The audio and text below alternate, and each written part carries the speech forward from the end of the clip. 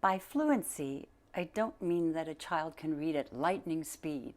What I mean is that the child can easily recognize the words in a sentence and move through it without struggling.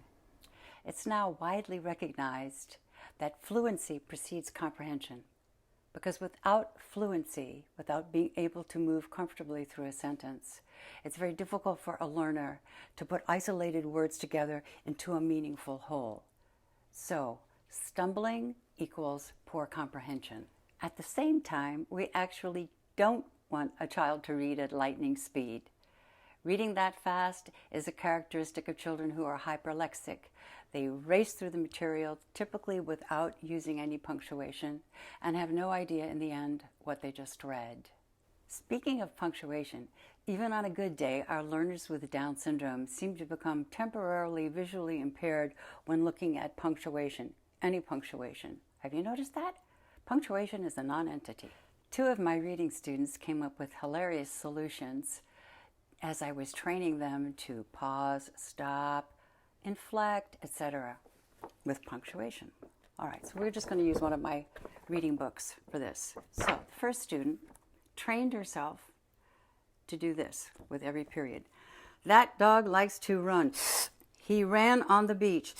He ran for fun. And the other student came up with this idea. He would read, that dog likes to run. He ran on the beach, etc.